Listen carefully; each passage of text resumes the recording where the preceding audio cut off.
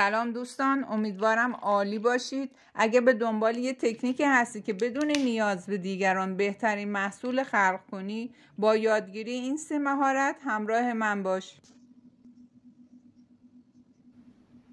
خب دوستان، ما 2 تا بیس داریم، یه دونه کریستال، یه دونه هم گچی. این بیس گچیمون توش تخلخل داره، حفره داره، زدگی داره.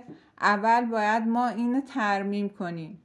با خمیر تکسچر میایم تمام اون زدگیاشو، حفرهاشو پر میکنیم.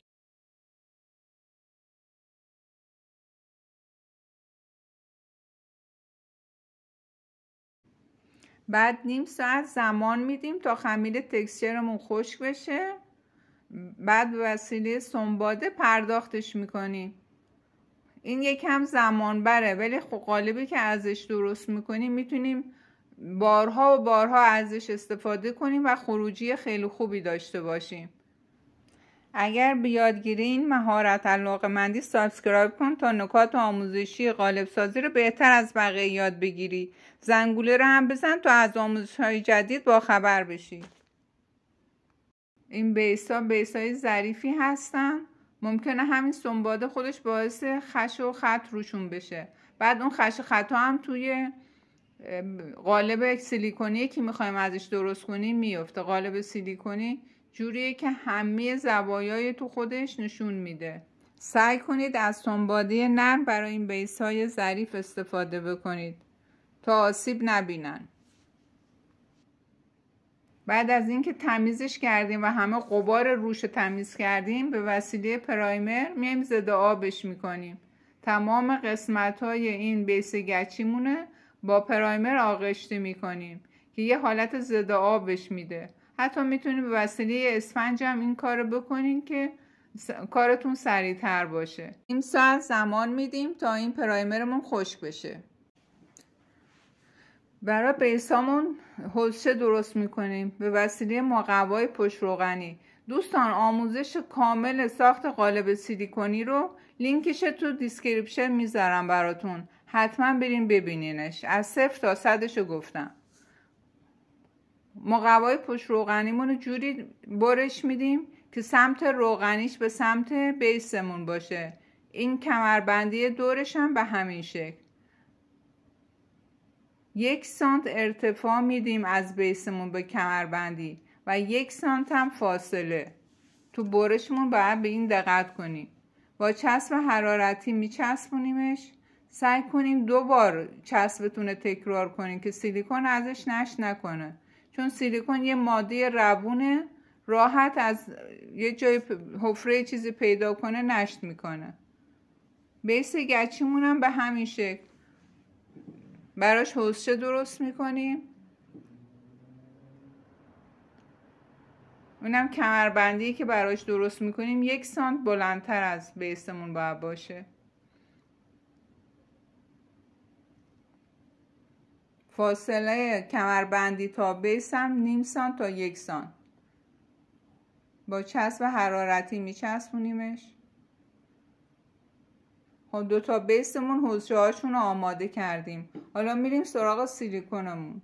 دوستان، سیلیکونمون رو وصل کردم. من 200 گرم وصل کردم. هاردنرمون 5%. چون 200 گرم بوده پس 10 گرم بعد هاردنر بهش اضافه کنم، چون هاردنرمون 5%. دوستان، تو وصل کردن هاردنر خیلی دقت کنید، چون اگه کم باشه قالبمون خیلی نرم میشه، اگه هم زیاد باشه قالب خیلی سفت میشه. خب حالا من میخوام اون قالبی که درست میکنم رنگی باشه. یکم رنگ پودری به ماده سیلیکونم اضافه میکنم، مخلوط میکنم، بعد هاردنرم اضافه میکنم.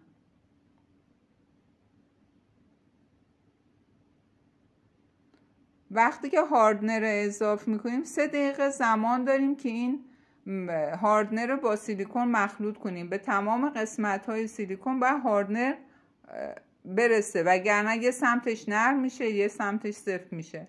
پس به این خیلی دقت کنید. من میخوام این قالبی که درست میکنم حالت ابروبادی داشته باشه. یه مقدار رنگ پودری فقط به یه گوشه سیلیکونم اضافه میکنم. چون مقدار سیلیکونم کمه 2 تا ظرفش نمیکنم، همینجا یه گوشه میریزم و فقط با یه قسمت مخلوط میکنم. با همه سیلیکونم مخلوطش نمیکنم. اینجوری وقتی که با قالب اضافه بکنم خود به خود یه حالت ابروبادی درست میشه. با ارتفاع 30 الی 40 سانت به شکل سوزنی قالبامون رو پر میکنیم.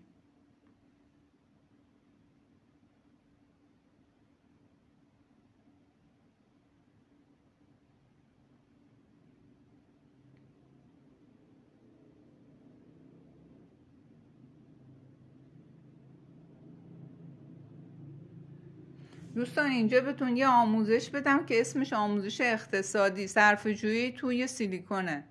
تو قالبایی که حالت گودی دارن مثل همین لیوانا، مثل گلدونا یا هر قالبی که اینجوری حالت گود داره، نیازی نیست که تمام گودیش پر سیلیکون کنیم.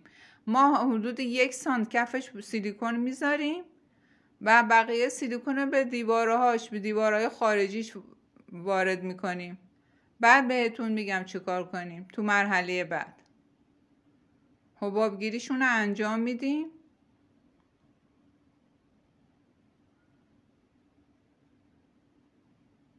پس توی گودی ظرفمون فقط حدود 1 سانت سیلیکون ریختیم، بقیهش خالی گذاشتیم. 2 ساعت بهش زمان میدیم تا این سیلیکونه یکم خودش بگیره. بعد میام یه وسیله‌ای، من حالا از همین جعبه رنگ پودریم اضافه کردم، وسط اون گودی میذاریم که حدود 1 سانت الی نیم سانت با دیواری اون گلدون یا هرچی که هست فاصله داشته باشه. بعد این وسیله هم که میذاریم یکم وزن داشته باشه که ماده سیلیکون نزنه زیرش بیاراش بالا. تو اون یکی هم من یه لیوان کاغذی گذاشتم، یه قوطی رنگم هم گذاشتم که صفر باشه نیاد بالا. این باعث میشه که ما به اندازه همین وسیله‌ای که وسط حفره این ظرفمون گذاشتیم تو مصرف سیلیکون صرفه جویی کنیم. دوستان 24 ساعت زمان دادیم تا این قالبمون خودش گرفته صفر شده. حالا قالبا رو از حوضشون جدا میکنیم.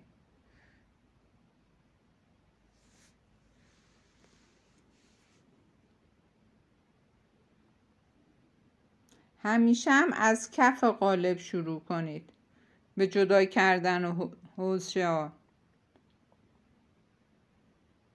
خب این به همون اندازه‌ای که اون پشت حفره ایجاد شده بود ما تو مصرف سیلیکونمون صرفه جویی کردیم. خب این گلدون شیشه‌ای کوچیکمون با تمام زوایاش افتاده تو قالب. میبینی چه قالب قشنگی شده؟ حالا اون سیلیکون‌های کوچیکی که باقی مونده با یه قیچی کوچیک پرداختش میکنیم تا یه قالب تمیز و مرتب داشته باشیم.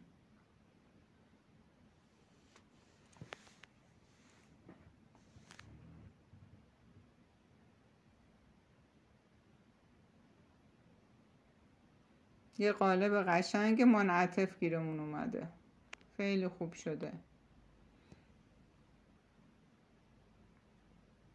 حالا ببینیم بیس گچیمون چجوری شده. قالب بیس گچیمون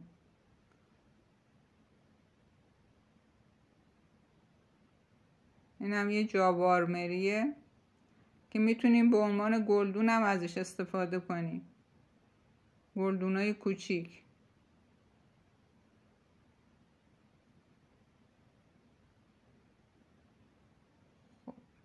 از این سمت نشد، سعی میکنم از خود بیس از قالب اول جدا کنم. حالا این بیس اون چون حالت دندونه داره یکم سخته، باید یکم بیشتر تحمل کنید، تمام گوشه هاش از اون بیس جدا کنین قالب تا راحت تر جدا بشه.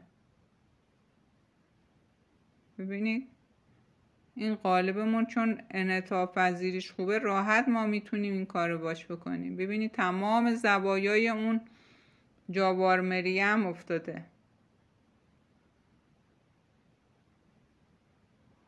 خب حالا این راحت در میاد. ببینید دوستان به همین اندازه ما صرفه جویی کردیم تو سیلیکونمون، به اندازه اون گودیه. سیلیکون یه ماده گرونه، باید تا اونجایی که میشه توش صرفه جویی کنیم. دوستان برای اینکه تو سیلیکون صرفه جویی بشه من اینو گذاشته بودم این وسط، یعنی به اندازه حجم این من تو سیلیکون صرفه جویی کردم، چون یکی 1 سانتم این برونورش فضا هست و هیچ نیازی به این قطر ضخیم سیلیکون نبود. برای اون یکی هم همینجور که اون لیوانو 1 بار مصرف گذاشته بودم. دوستان بریم با قالبایی که ساختیم گلدون سنگ مصنوعی درست کنیم. من پودر سنگ مصنوعی آماده از لوازم هنری خریدم و اون دستور تهیه‌اش داخلش هست. مثلا من الان 500 گرم پودر سنگو با 250 گرم آب و 15 گرم از اون ماده 2 فاز و 15 گرم این پودر الیاف بهش اضافه کردم. اول این آب با این ماده 2 فاز و پودر الیافم با هم مخلوط میکنم، بعد پودر سنگم رو اضافه میکنم. دوستان موقع استفاده از پودر سنگ، یعنی کار با پودر سنگ، حتما ماسک بزنین، چون این گرد و خاکش میره تو ریتون و ممکنه بهتون آسیب بزنه. خب این موادمون اینقدر مخلوط میکنیم که یه حالت نیمه روونی پیدا کنه. ملاتمون نباید خیلی سفت باشه نه هم خیلی شل. همین حالت 1-2 بار که درست کنین دستتون میاد.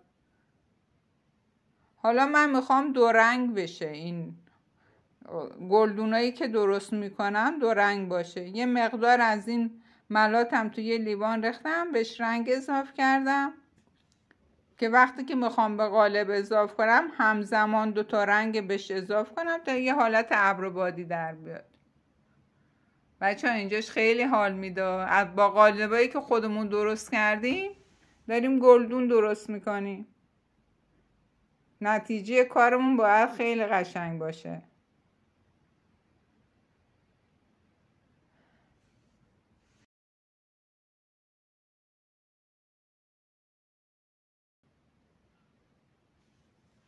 قالباتونه که پر کردید حتما توی یه سطح صاف بذارین که تراز باشه، چون اگه کج و کوله باشه به همون شکل اون مثلا گلدونتون یا هرچی که درست میکنین یه حالت قشنگی نداره، یه حالت قناسی به قول معروف میشه.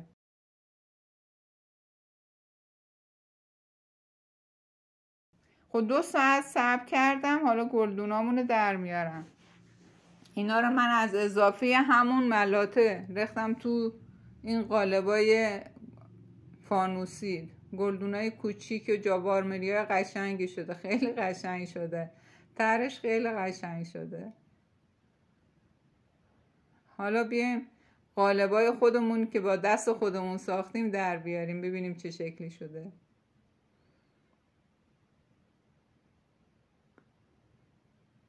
این خیلی لذت بخشه بچه ها. وای چقدر خوشگل شده. خیلی ناز شده.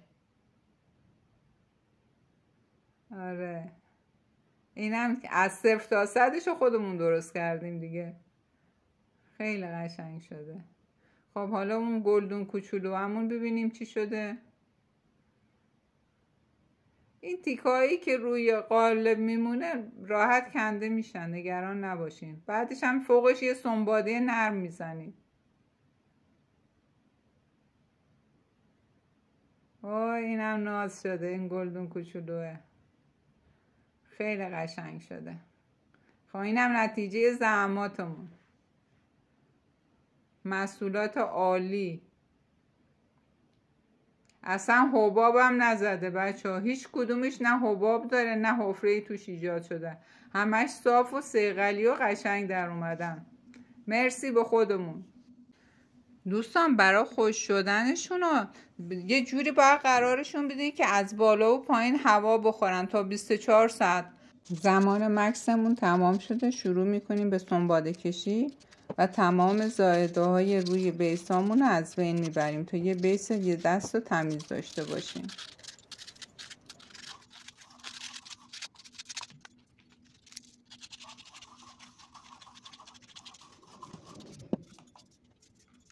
دوستان برای گلدونایی که درست کردیم چمای تزیینی درست میکنیم. برای اون گلدون کوچیکی میخوام 2 تا کاکتوس درست کنم با یه دونه کرم ابریشم. برای اون یکی گلدونم حالا گل رز یا گل آفتابگردون میذارم.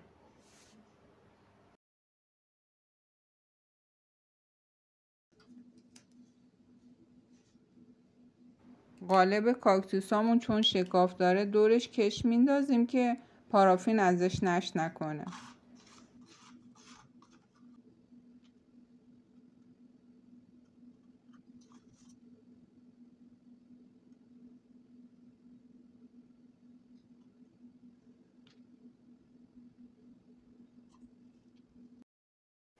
داخل خود گلدونم پارافین ذوب شده میریزیم با فیتیله، میذاریم یکم خودش بگیره. بعد این کاکتوسامون که از قالب در آوردیم بهش اضافه میکنیم و بهش فرم میدیم.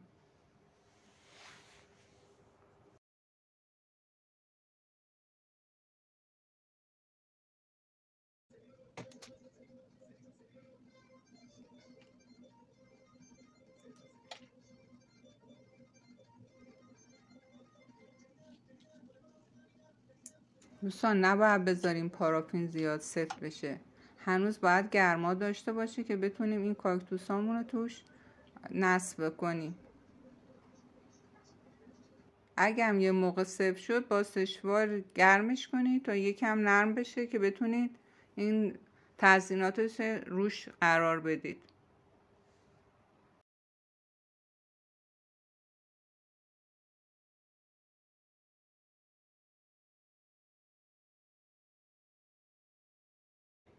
این اولین گلدونمون که آماده شد، گلدون کاکتوسمون. اون گلدون کوچیکی که خودمون درست کردیم با کاکتوس تزیینش کردیم، گلدون نازی هم شده. برای گلدون دوممونم اول فیتله رو با چسب 2 طرفه نصب میکنیم، بعد بهش پارافین ذوب شده اضافه میکنیم.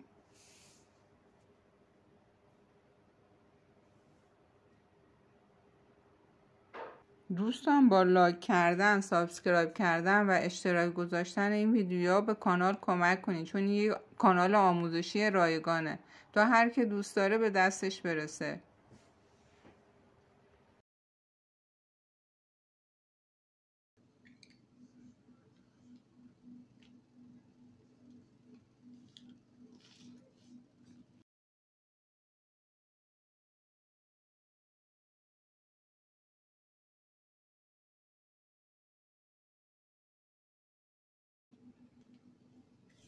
من 2 تا شمع آماده کردم برای این گلدونه، یک گل رز با یه دونه گل آفتابگردون، ولی گل رز قشنگتر بود نماش، از گل رز استفاده کردم.